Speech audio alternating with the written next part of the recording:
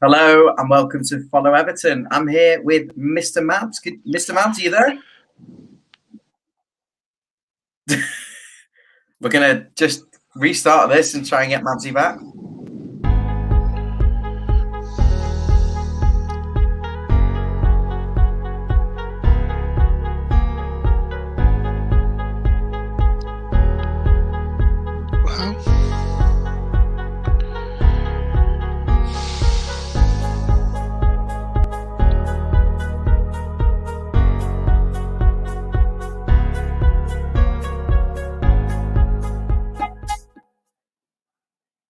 Hello, welcome to Follow Everton. We're trying to get Mr. Mabbs back in a second. I think he's switched over device. Is that right? Hi, yeah, I don't know what's going on there. Sorry about that. That's the beauty of live streaming, isn't it? That you, typical of it. But... just as you go live, your companion vanishes. Very funny. Straight in there, Stephen saying good evening, Steve. Thanks for joining. And if you're watching this back later, this video is all about the transfer window mainly, and what we've just witnessed, and just because we've had a few days to calm down, we can now reflect, I think, on the window, and yeah, and perhaps comment a little bit more practically, I'd say. Right, yeah. So, what can be said, Rondon? You know, overall, it's hard because we haven't spent a lot of money thinking we've had a bad window, but we've got to forget we have signed, I think, Gray, which is a snippet, 1.7 million. And Josh Townsend on a free. He looks like he's going to be a decent player, and Begovic, a good backup for Pickford, hopefully getting challenged a bit more.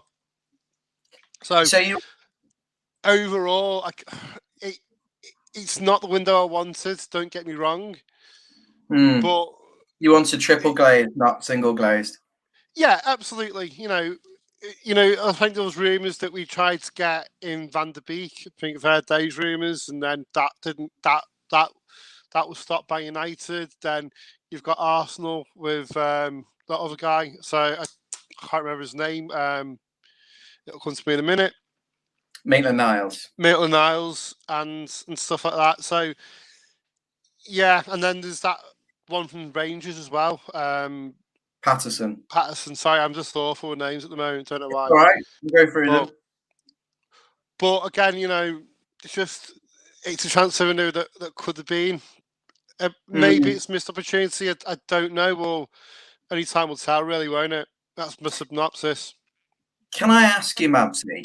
Yeah. A lot of people are giving a certain Dutch man in smart suits a lot of criticism for not signing the right back and not signing that really high-profile winger that the club needed. Now, Gray, his start's been quite good. He might actually be able to fill that role. But do you think a lot of criticism still has to be aimed at him for bringing in the names we thought and I think those positions? I think, you know, we were rumoured to be getting Denzel before the Euros. Now, why the hell wasn't that done? I don't get it. I mean, there's no transparency, and I don't understand what he does, because he doesn't seem to sell players that we need to get rid of, and he doesn't seem to be bringing in players we need to bring in. Don't get it. Hi, Mark. I agree with what you're saying, Mabbsy. I mean, I've tried to look at it positively in terms of the players coming in, but we don't seem to be able to sell anyone. We don't seem to be making any good money off any of our youth players or anyone who we want rid of. So I'm struggling to find what he does in terms of transfers out. And then in terms of transfers in, well, these signings, these are Benitez names, aren't they? They're not Marcel Brand signings, surely not. No, I mean, at the end of the day, you've got to take a look at the Moise Kean deal. Only Everton can sell Moise Kean at a virtual break even when he was banging in for PSG last season. Don't get it. I don't get what business he's doing, or you know, doing it last minute as well. So you free up some wages, yeah, but great, but you're not bringing anyone in to replace him, and then you're just leaving the squad exposed. Don't get it. Read about the Moise Keane deal. I think on your Facebook page, the County Road Cutters, and someone had commented to say, "How on earth have we managed to get a £7 million loan fee for a 21-year-old who's just scored all the goals for PSG?" We bought him for his potential, and in a way, he's fulfilled some of that potential on loan. Surely we should be at least getting the fee back we paid in the window now. Yeah, I totally agree, and I get it. I don't get it because Juventus are hardly skinned, and at the end of the day, he's not a risk. It beggars belief why it's basically we've taken all the risk. Basically, Juventus have got no risk. If he's shit after 2 years, he just walk away. We've taken the risk yet again, and it's Everton that suffering because of it, because we don't have them there at good as well. Like something in the deal that says, if he is a world beater, when it gets to the end of, we get extra clauses and sell-on fees and things like that at the end, because why would we loan him? I just can't see the reason for him to still be officially an Everton player. It doesn't.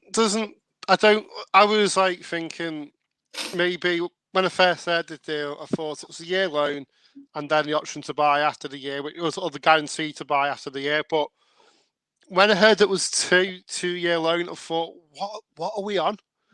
You might not even want it in 3 years. Exactly, that's what I'm saying. But so we're shouldering all the risk.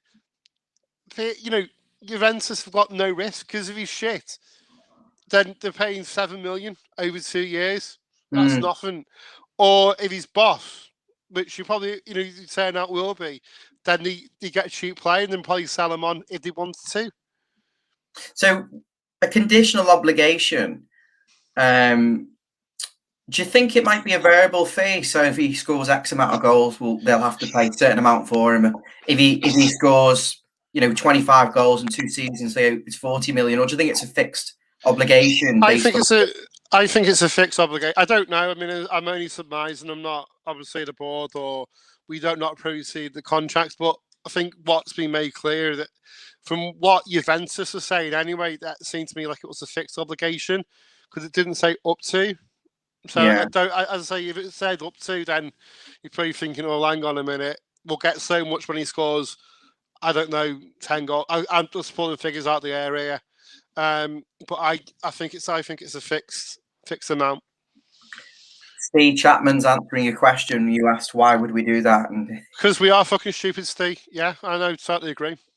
Do you think we needed a video from Marcel, similar to how Edu at Arsenal came out, and the sporting director at Spurs came out and did a video after, just kind of clarifying and talking about the window? And do you think we need that? There's a lot of questions over this. I think Everton are a lot of things. They're good at. Okay, well, let's go this way. They're good at the community stuff. They're good at that, but when it comes to club matters and it comes to communication, they're very poor. We're still a charity, aren't we? You know what? It's like the season ticket fiasco at the beginning of the season. I still haven't got my season ticket. I'm going to sort it out on Monday. I'm fuming over it. But there wasn't any an official. They messed up, right? But there's been no official apology from them to say, yeah, we messed up. You look at, was it Southampton? They messed up on their digital tickets and they just said everyone got a refund, not just the people that missed it. I just think we're very poor at communication and it's something they do need to get better at. I've got a comment I'm going to bring in a moment as a separate issue. I don't know. Do you have access to all the controls? Are you on your iPad? You're on your iPad? Yeah. That'll be why. If you're on the computer, you'd be able to see the controls. Mark Spurrier, he watches most of our videos. He's saying we have faith in Benitez. He's got it right so far. Absolutely, Mark. But at the end of the day, isn't about. I'm not criticising Benitez here. At the end of the day, if we're not bringing the players in Benitez needs or wants, then I can't see why Benitez has come and hasn't been promised. And I just feel that we haven't delivered. And I'll be setting them up to fail. And I don't want that. Obviously, do not want that. I mean, everyone knows my thoughts beforehand, and I'm obviously behind Benitez, and I don't want him to fail. But if he's not getting backed, it's hard for him. Mabbsy, what are you waving around there? Well, I was on my pen, sorry. I was just thought it was that thing from Sky Sports on transfer deadline day. They were waving behind someone's head a few years ago. No. I'm amazed. I remember that. That's quite funny. I think you are spot on about what you've said, and Mark's got a fair point. Mark, give us a thumbs up. I don't know why everyone watches on Facebook, but it's fantastic. And if you can also have a look on YouTube and search for Follow Everton and subscribe over there as well, that would be fantastic. So there is a few things I want to talk about. I mean, there's a question from Steve. He's asking about a player. Gylfi Sigurdsson. Now, we're not related to any of the situation. So, I mean, we've got to just look at this objectively. We've lost a player, and there's been no communication from the club. Do you think they should be saying something now? I don't know who the player is being suspended, do we? Let's be honest. So, I don't know where he is, and I'm not going to withdraw on that. If we are talking about a 31-year-old international, which we don't know, it may be Sigurdsson, or maybe not, don't know. But the certain suspended player, which is just not related to this question, by the way, at all. But I think he's still on bail. Apparently, end of October, November, I don't know when. So, yeah. The club can't comment on it, can they? Let's be honest. If there's an ongoing investigation, say that he's they still don't want to prejudice. Sorry? Could they not just say he's still suspended, or he's well? No one's been, but we're not confirmed. We don't know if it is him, do we? I can't. I'm not, because he hasn't been. I'm not going to comment who it is, because at the end of the day, I'm not saying it is Sigurdsson or it's not. But we that's don't okay. Know. But if it is or it isn't him, have you heard anything about the player being? Have you heard anything about the process of what's going on? Is he still suspended? Is he? Well, you must be obviously still suspended, this certain player, but we don't know. I mean, it's an ongoing police investigation, so it would be inappropriate to comment, wouldn't it? Moving on then to a comment from Jeff.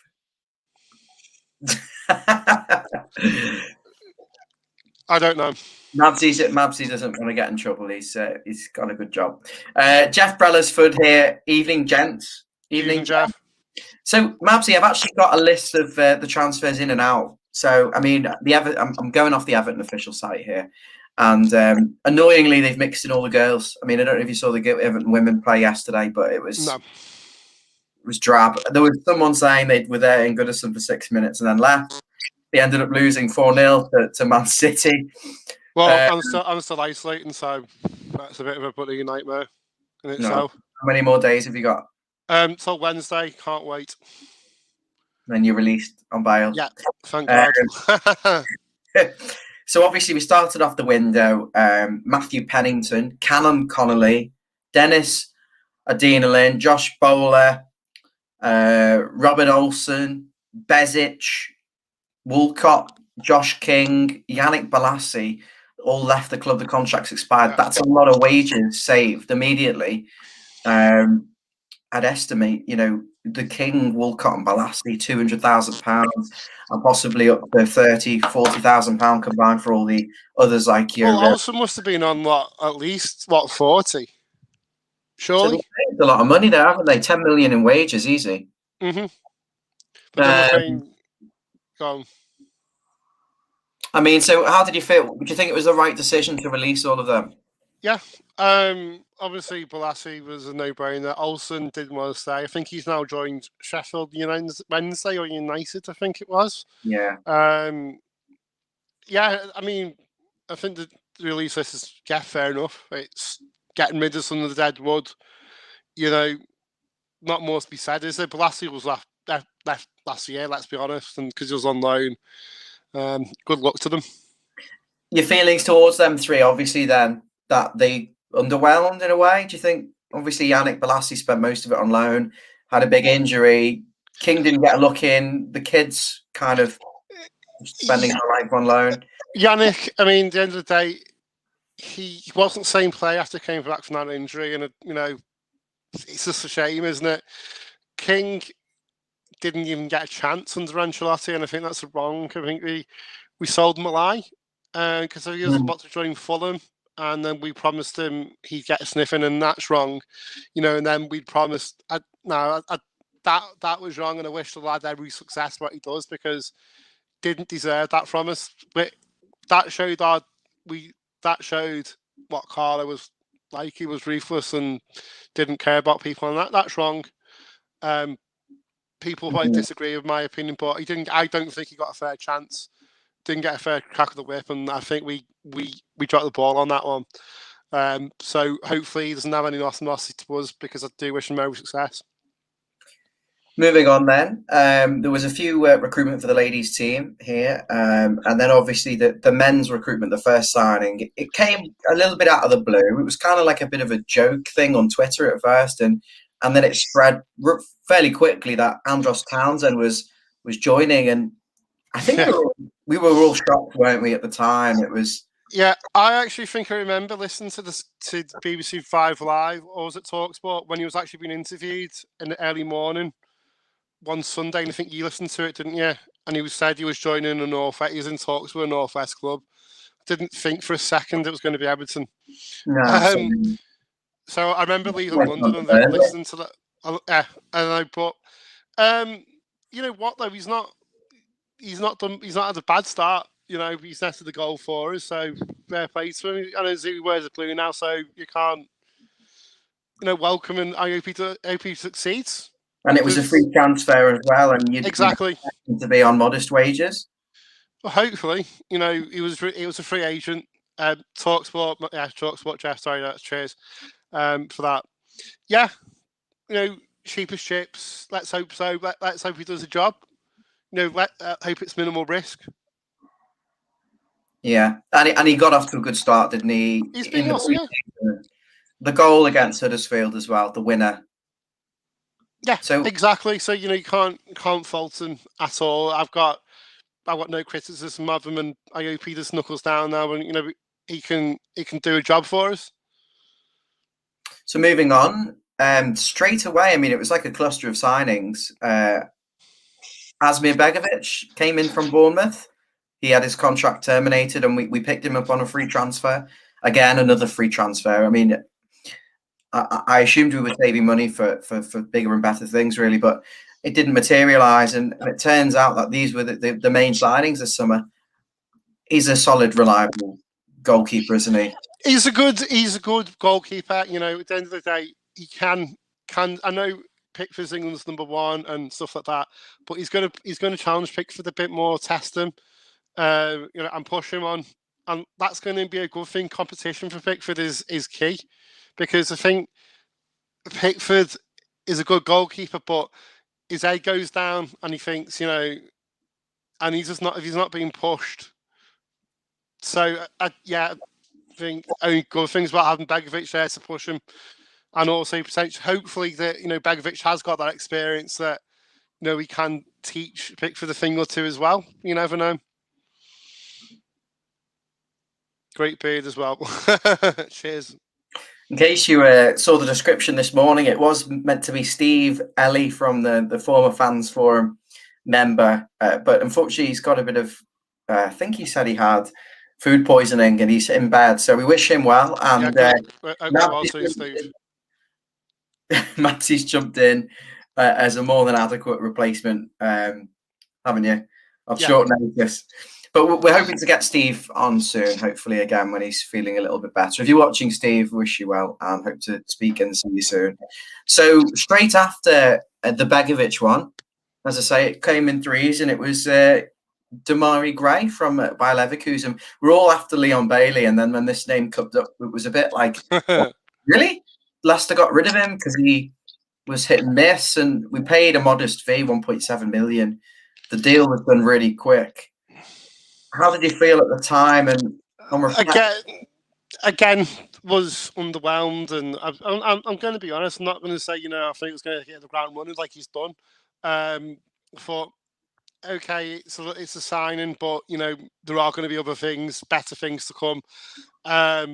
Obviously, I was wrong, but I was wrong about him. He's hit the ground absolutely brilliant. Demarai Gray so far, he's been key in all the games, and 1.7 million seems to snip for him at the moment. So, hopefully he's not on seeing big wages, but the lad seems hungry. The lad seems that he wants to play. The lad seems he's happy at Everton. As I say, I think I mentioned about have you seen that service station video? He was buzzing when he was led the way by the security guard at Everton. He's going to be a fan's favourite, and you know what? Yeah, Happy days. Scoring goals. Interestingly enough, it was actually him who approached Everton and put his services forward, and the agent said that they had the release clause, and he'd like to come back to England, and Everton, took that opportunity, and it's looking like he could be a good first-team player, if not a squad player, perhaps, seeing how things go, and if he can keep this level of form up, but he will be one of the first names on the team sheet for sure. Yeah. Do you think Carlo leaving, I mean, there's a comment here, Carlo the Snake. Do you think him leaving meant that the whole transfer plans got ripped up really quickly? Because there was a lot of links to the Dumfries and the Matheus Nunes and some names that kind of, they did persist, but they did die off. Do you think it was down to change of... Because this is what I don't understand. The whole point of the sporting director is to kind of implement this sort of transfer strategy with the manager. Yeah, and I think as well, you're probably right there, right? But I mean, the saga that it took us a month to get a new manager, and then by the time that they had done the Euros had finished. So you're right, maybe it was, and I think it's been unsettled. But there was rumours that we had 50 million to spend when Carlo was there, but then suddenly, when Rafa, we had nothing, or then suddenly it was the FFP problem. I'm thinking, well, where did this 50 million come from? Because I don't get it. And why would Rafa come if he wasn't promised any money? I don't get that either. Because he wanted a local job, and I think that the board, and I think people think that the Everton squad is better than it is, or certainly that first 11. And that they're just underperforming. It is underperforming, absolutely. But when you get a few injuries, now we are seriously screwed. When you get a few injuries, we've got no backup. You look at Huddersfield, we struggled really against Huddersfield, and that was our backup squad. Yeah, it was poor. So, you've got to look at that, and they saw that on the pitch before the transfer window closed, but still didn't know anything about it. And that's a problem that we have. And then we're weaker, because we don't have Moise Keane, which again, his goal there was nothing wrong with his goal. Nothing wrong. It shouldn't be disallowed, simple as. So, he's now gone. So yeah, we're a weakened. I say we're a weakened squad. Great bargain if he's consistent. Yeah, no, I totally agree, Stephen. Moving on then, Bernard. We lost Bernard to Sharjah, I think it is. Some Arabic team, isn't it? Yeah, Saudi Arabia. So, what do you think? Do you think that was the right thing to do to get rid of him, or do you think it left us a little bit short with a technical player on the wings? I keep saying at the end of the day, we haven't got backup now, and this is the problem. Is to say I didn't see the problem in Bernard going as per se.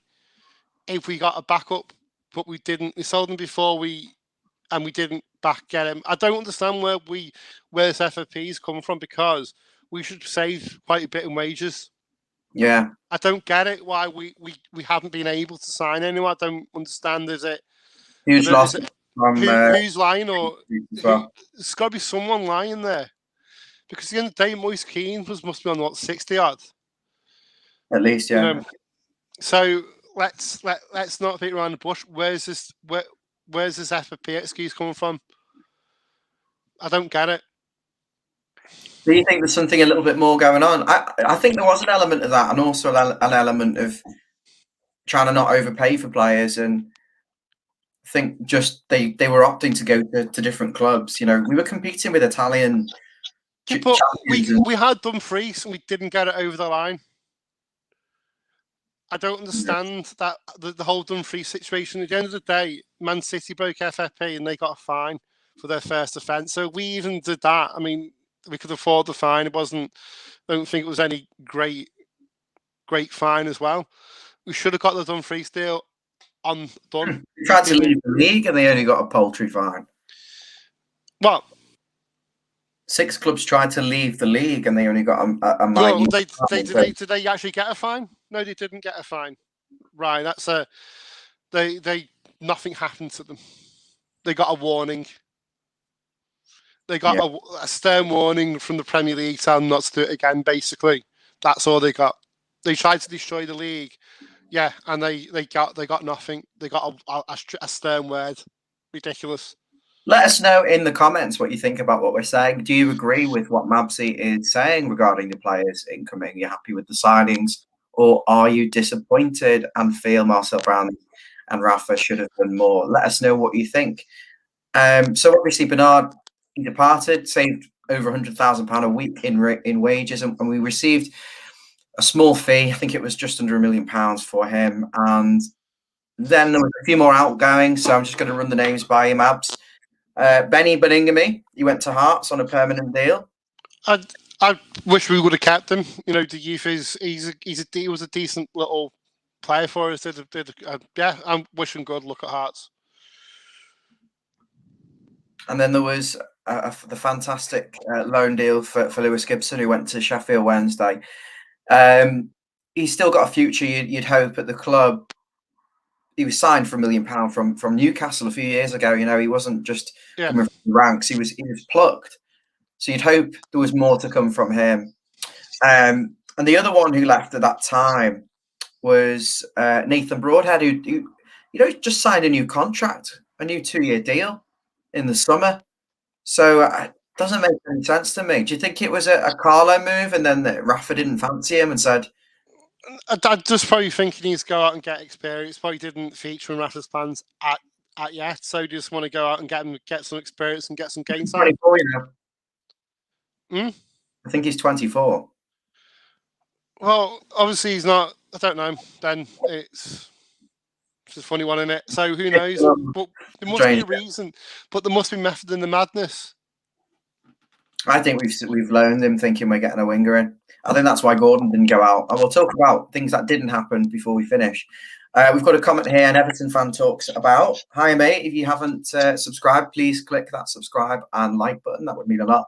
He says, for me, I'm not bothered, Bernard went. If we start Dom, Richie and Gray as a front three, the other 3, the backups are Rondon, Townsend and Iwobi, and then we've got Gordon. What do you make of that? Do you think he's right there? We didn't need Bernard. We've got the options there if we're playing. But I just think it's. I don't think he's right in what he's saying, but it's more about numbers. Yeah, just to have that backup, but we haven't got it, so he's gone. You know, I mean, it's about having the backup there, but obviously we don't have them now. So you're right. I mean, we move on. And you just hope the board are doing right. You know, I've been thinking about this a lot. I think we'll see a lot of 4-4-2, obviously, with the Calvert-Lewin and Richarlison. That relies on the 2 wingers playing well and being in form. If one of them isn't in form, Rondon comes in, Richarlison's shifted to the wing. I think we'll see a bit of that. I think we're going to see a bit of 4-3-3 as well, because I think there will be times when James could maybe come in as the number 10. You can keep Gray, Richarlison and Calvert-Lewin up front and have your 2 holding midfielders. So I think there's going to be a use for everyone, isn't there, at some point? I think we have got players that could fit the system. Yeah, I mean, as I say, I think we haven't mentioned is Rondon actually coming in, have we? I'm just going chronologically through it. I mean, I'm happy to talk about it now if you want, or I don't think there's not really much to say, is there? I mean, as I say, he is going to be the backup to Calvert-Lewin, and again, not my sort of player, but again, welcome to Everton because now you're blue, so we'll get behind us. Agree with short and injury, yeah, Jeff. We like more in, totally agree. Because I think it's going to be a long season. Oh, thank you very much. Good stuff. Iwobi is a good option, number 10. Well, he's playing really good. Rafa somehow gotten to play football this season. So it would have been very different if Steve was was maybe with you, I think, or instead of you. I would be intrigued to record the video again separately with him and just see the contrast in opinion, because he'd be like ruthless. He'd just be going, no. He'd just be absolutely ruthless. Do you think we could see Iwobi at right back again? Well, let's just hope not, because that means Coleman's injured, and let's hope hold Coleman fit and keep playing. Can't imagine what it'd be like if Coleman got injured. Any of the fullbacks, any of the front two, we're in trouble. I think we've got enough central defenders, whether they're good enough or not, I'm not so sure. And we've got a lot of midfielders who can't run.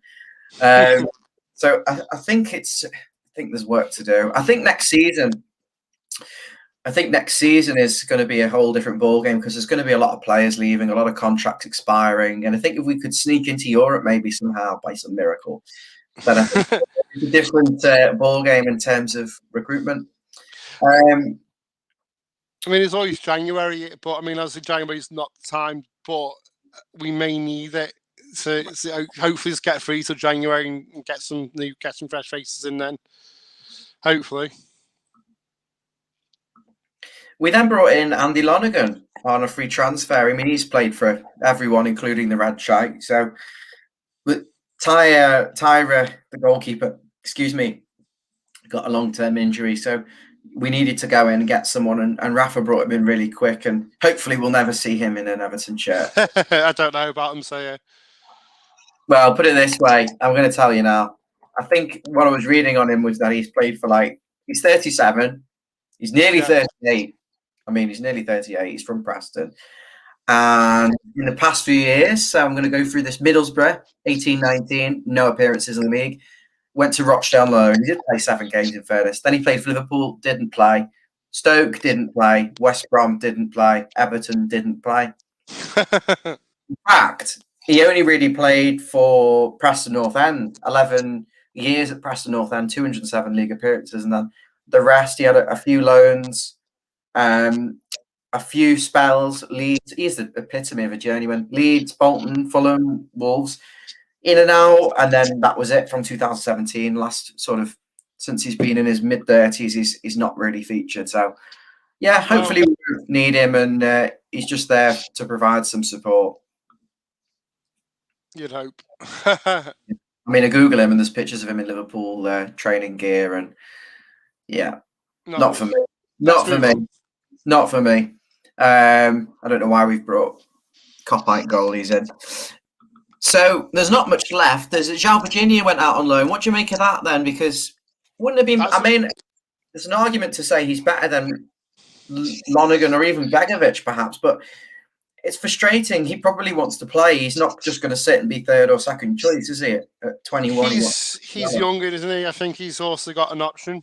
I don't think they've got an option to buy him, which is just, well, yeah, fine. He doesn't want to be an understudy. Pickford is going to be number 1. Yeah, don't blame him, do you? Not really. I mean, he needs to go out and get experience, but it concerns me that we could potentially be losing a good young player there if he does join. Yeah, but you don't know he's going to be a good player if you don't use him, and I think it's a bit unfair just ruining someone's career just in case. You know what I mean? I don't know. I don't know if he's going to be unhappy here. Then he's probably unsettled and wants to play. If he's not playing, he might as well play somewhere. He's from Portugal. He's gone to Sporting Lisbon. You can't really argue. It's like you going away and living in Germany, and then Man United offer you a contract, or Spurs. Well, this is it. You'd probably go back, wouldn't you?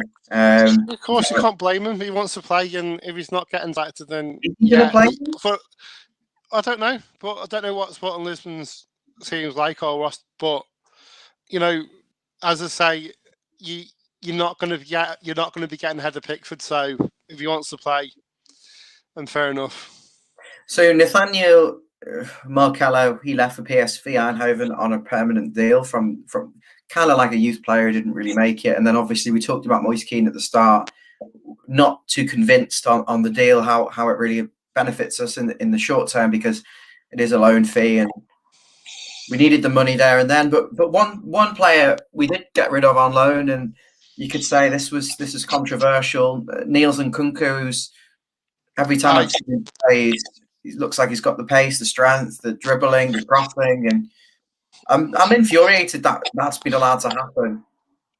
Yeah, I don't get it, especially because he didn't bring anybody in. Why didn't we wait until the last minute to see if you're going to bring someone in? But it's a strange one to me. That is very strange why we've done that. When did we think we were going to get someone in, and we've messed up there? I just don't. I worry for the season. I worry that if we get a few injuries, like I'm hoping DCL's toe isn't major. I hope it's just precaution. He just pulled out the England squad. I hope he's fit for Burnley.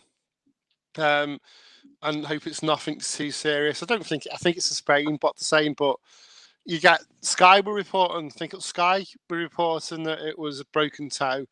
BT were reporting. BBC were reporting it was just a sprain. So God only knows. Again, there's been no communication from Everton about it. Just on Nkunku though, it's now Godfrey going to be covering at fullback for the season. Is that a worry, do you think, or do you think he's more than capable of doing that short term? He can step up for Godfrey, most definitely, and I think he's a young head on old shoulders. I think that's the term. An old head on young shoulders. Old heads and young shoulders. And I think he will do. I mean, I can't wait to see him back for Burnley after his isolation, and hopefully he's come back in, and he's going to be fit and raring to go. I hope he goes straight in, personally. After all this, it'd be funny if there's not enough evidence to check. What? Do you know what that means? Sorry, Jeff, what? I think it's about the suspended player. I don't know if you saw the last video of me and Basil, and he described that we'd had our pants down for the FIFA Sigurdsson, and we had to actually stop the video because it was we couldn't continue. We had to take a break. So we're gonna try and avoid. Let's leave that one out, shall we?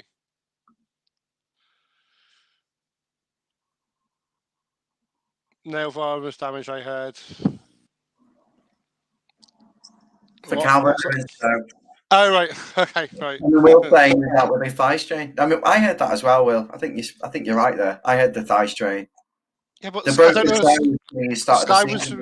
Sky reporting the broken toe, but again, what Sky like. I say probably wrong, but again, there's just been no communication.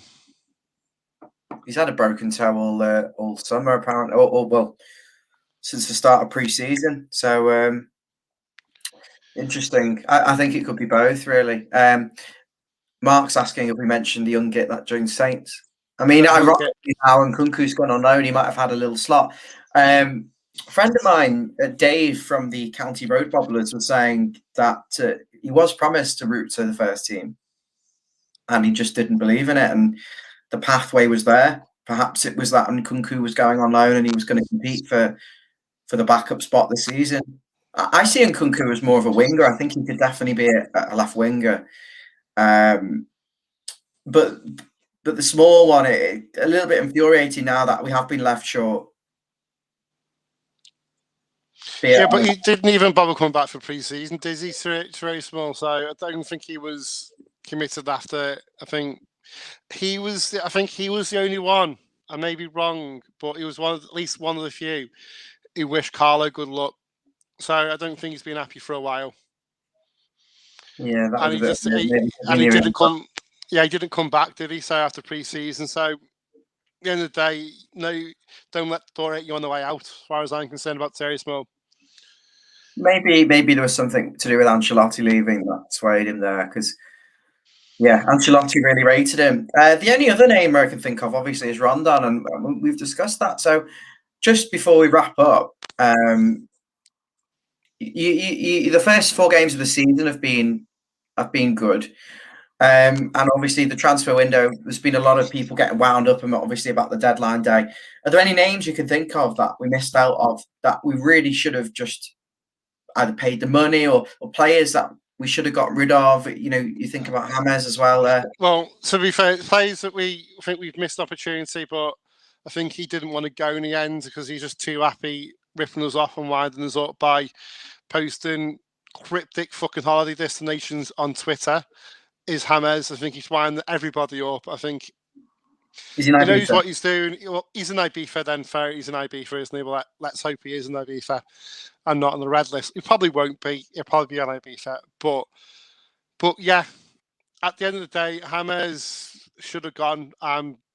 But, you know, now he's here, we need to make sure that he plays because you can guarantee there will be something that will prevent him. He'll get an injury, and I can just say it. I really hope I'm wrong.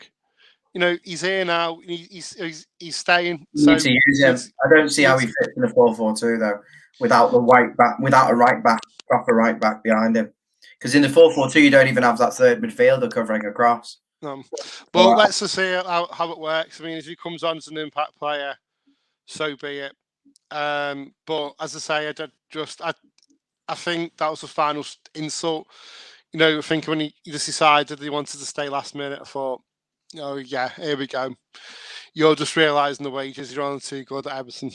Just on, I think I mean, I've got a contrasting opinion. I think he could be useful if we play him in the right way. But I actually don't want to focus too much on James. I want to touch on Correa and Diaz. Do you think?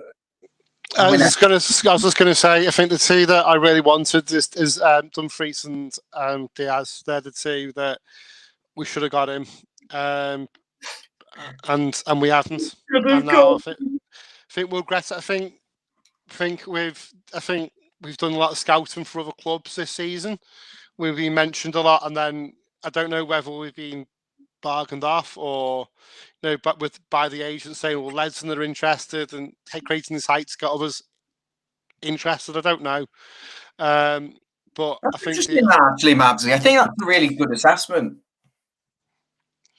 That's a really good assessment. We did a lot of scouting for other clubs. Or have we, or is it the agents? We don't know. The agents bringing us in for leverage and then leaking it. Using our name, putting it in the media to whip up interest. You just don't know what to believe, because at the end of the day, we'll link that many bloody players. We can't be after all of them, surely. There was just one comment here. Lingard scored for England. He's at Man United. He's not going to get a sniff, you'd think. You know, maybe he was more than happy to keep his United wages rather than come to Everton on loan. Who knows? I mean, at the end of the day, he didn't go to West Ham, but they got Vlasic instead, didn't they? So, yeah, we picked up a little sell-on fee for him, and I think we got some other fees from one of them as well. So interesting. I mean, I'm just trying to think if there was any other names. Obviously, we've been linked with all sorts of people, and there was the midfielder at Newcastle. I can't remember his name. Is that shit? Alex Saint-Maximin. Yeah, there was a few. Yeah. I can't remember. There was something else I was going to say. So I think we're going to wrap things up now. Unless you've got anything else in your chest. No, don't think so. You've been seeing the stadium videos, haven't you? You saw. Oh yeah, well that's obviously they're starting to drain the dock now and then fill it in. So that's all good, and we're moving in the right direction there. But as I say, I just feel that the club that to just lack that communication. I think you're right. I think to be fair, Ben should be coming out and saying what went on in the transfer window. It won't happen, but I think they should, and that's my humble opinion anyway. Mabbsy, pleasure as always. Thank you for joining. I think I'll see you before the next fixture. Who are we playing? We're playing someone at home. Is it Burnley at home? Burnley at home, yeah. The Monday night. So we'll try and get on the Sunday. So sound. Is that next Sunday? We'll try and get on next Sunday. Next Sunday then, yeah. You're not working either next Sunday? No. Are you going again? Yeah, of course. Are you? Yeah. Looking forward. My turn to drive, innit? Excellent. We need to sort it because Jazz has got 3 season tickets. So we don't know who's going, but yeah, I'm looking forward to it. I haven't been to Goodison Park in 18 months. So I know you weren't at the first one, were you? Were Southampton, were you? No, and you were I think, did you get to see a game that got postponed or something? What happened there in the end? Yeah, I went to see Wolves and then went to South Wolves and then Southampton. So I went last game of the season, then first game. Okay, it's all right. Yeah. I've forgotten what it's like.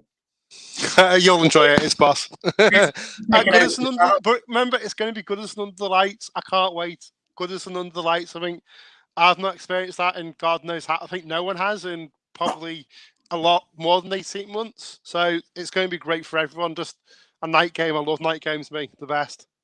Really exciting. Right, we'll wrap things up, and I look forward to speaking with you next Sunday, hopefully, and seeing you on Monday night. It'll be fantastic. Maybe go for something to eat beforehand or something. We'll see. Yeah, I'm easy, whatever. All right, guys, thanks for watching. Appreciate that. I think there's one comment just come in. I can't see it. I think the whole thing's frozen. Mark saying the last game he saw was Norwich, or you're going to Norwich, I think. Isn't that right?